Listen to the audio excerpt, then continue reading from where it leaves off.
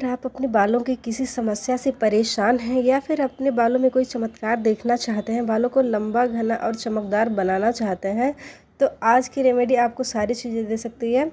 आज की रेमेडी में सरसों का तेल हम यूज़ करेंगे। सरसों का तेल, जिसको इंग्लिश में मस्टर्ड ऑयल कहते हैं, इसका इस्तेमाल आपके बालों की समस्याओं के लिए और आपके बालों को अच्छा करने के लिए, बालों को मोटा करने के लिए, डेंसिटी को इम्प्रूव करने के लिए और बन को बड़ा करने के लिए, चोटी को मोटा करने के लिए कैसे इस्तेमाल करेंगे इसको देखेंगे। और इसको यूज़ करने के बाद आपके बाल बहुत ज़्यादा सॉफ्ट, सिल्की, शाइनी हो जाएंगे और बहुत ज़्यादा अच्छे हो जाएंगे, पहले से काफ़ी बेहतर। Hello to all my beautiful YouTube family, कैसे हो आप सब? आई होप आप लोग बहुत अच्छे होंगे। तो फ्रेंड्स, आज की रेमेडी स्टार्ट करने से पहले अगर आप मेरे चैनल पर न्यू हो तो मेरे चैनल को प्लीज़ ज़्यादा से ज़्यादा लाइक करें, शेयर करें और चैनल को सब्सक्राइब करना ना भूलें। और हाँ, बगल में जो बेल आइकन उसको प्रेस जरूर कर दें ताकि आने वाले अगली वीडियो का नोटिफिकेशन आपको मिलता रहे। तो चलिए फ्रेंड्स, रेमेडी स्टार्ट करते हैं। तो आज की रेमेडी को बनाने के लिए मैंने सरसों का ऑयल लिया है, जिसे इंग्लिश में मस्टर्ड ऑयल कहते हैं। सरसों का ऑयल लगभग 1 टेबल स्पून का हम लेंगे। जितना आपके बालों में लगे उसी हिसाब से आप क्वांटिटी ले सकते हैं। ये होममेड है। अगर आप मार्केट से परचेज कर रहे हैं तो आप किसी अच्छी क्वालिटी के सरसों का तेल ले लीजिए। सरसों का तेल बहुत ज़्यादा थिक होता है और विंटर का मौसम है, ऐसे में आपके शरीर से लेके बालों तक गर्मी की बहुत ज़्यादा आवश्यकता होती है, हीट की आवश्यकता होती है। तो अपने शरीर को गर्म रखने के लिए आप धूप में ज़रूर बैठिए और बालों को गर्म रखने के लिए, अच्छा रखने के लिए सरसों का तेल बालों में ज़रूर अप्लाई करिए। तो सेकेंड इंग्रेडिएंट जो है, इसमें हम घी का यूज़ करेंगे। घी लगभग 1/2 टेबल स्पून के बराबर हम लेंगे। विंटर में घी जम जाता है, तो आप चाहें तो इसको पहले गर्म करके मेल्ट कर लीजिए, नहीं तो आप डायरेक्टली भी इसको थोड़ी देर अगर मिक्स करेंगे तो ये मिक्स हो जाएगा।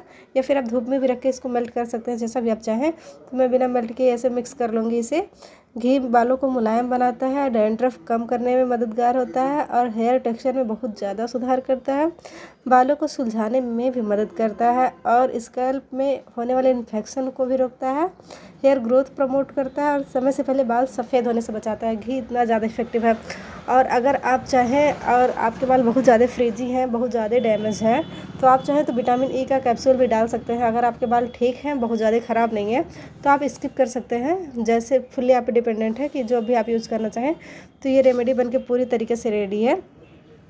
इसमें जो मैंने सरसों का तेल यूज़ किया है वो बालों को नरम, मुलायम और चमकदार बनाता है, साथ साथ बालों को पोषण भी देता है। सरसों के तेल में सेलेनियम, ओमेगा 3 फैटी एसिड और प्रोटीन होता है, जो बालों की ग्रोथ के लिए बहुत ज़्यादा अच्छा होता है। सरसों के तेल में विटामिन और मिनरल्स बहुत ज़्यादा मात्रा में होते हैं। इनके रेगुलर यूज़ से 2 महीने बालों की समस्या जड़ से ख़त्म हो जाती है।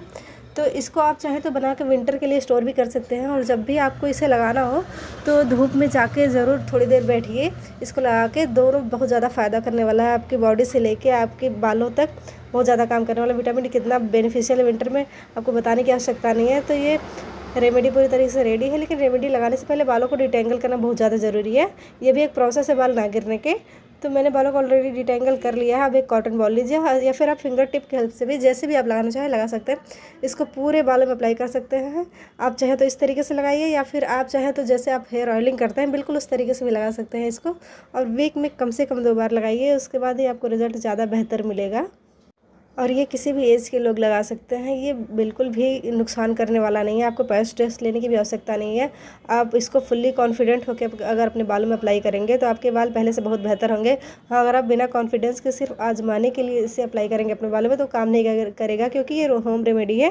तो होम रेमेडी पर आपको बिलीव करना पड़ेगा। अगर आप बिलीव के साथ कोई भी रेमेडी अपने बालों में अप्लाई करेंगे तो वो बहुत ज़्यादा काम। इस रेमेडी को पूरी तरीके से बालों में लगाने के बाद अगर आप थोड़ी देर धूप में बैठते हैं तो वो और भी ज़्यादा काम करता है आपके बालों के लिए। आपके बालों के टेक्सचर को सुधार करने के लिए बहुत ज़्यादा अच्छा होने वाला है ये।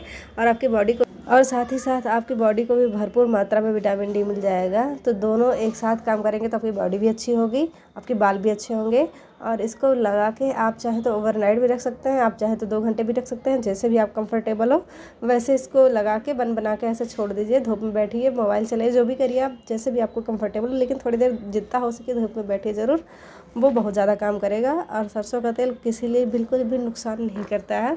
तो ये रेमेडी अगर थोड़ी भी पसंद आए तो चैनल को सब्सक्राइब करना बिल्कुल नहीं भूलिएगा। इसके बाद क्या करना है, किसी भी नॉर्मल शैम्पू से अपने बालों को हेयर वॉश कर लेना है और आपके बाल भी पहले से काफ़ी अच्छे हो जाएंगे। जो भी आप रेगुलर बेसिस पे शैम्पू यूज़ करते हैं उसी शैम्पू से आपको हेयर वॉश कर लेना है। फिर आपके बाल भी पहले से काफ़ी ज़्यादा अच्छे हो जाएंगे, खूबसूरत हो जाएंगे, सॉफ्ट, सिल्की, शाइनी हो जाएंगे, बालों में एक शाइन आएगा। तो फ्रेंड्स, कैसा लगा ये वीडियो आप कमेंट करके ज़रूर बताइएगा। वीडियो अगर थोड़ा भी हेल्पफुल लगा हो तो मेरे चैनल को प्लीज़ लाइक, शेयर, सब्सक्राइब करें और बगल में जो बेल आइकन उसको प्रेस ज़रूर कर दें। Thank you.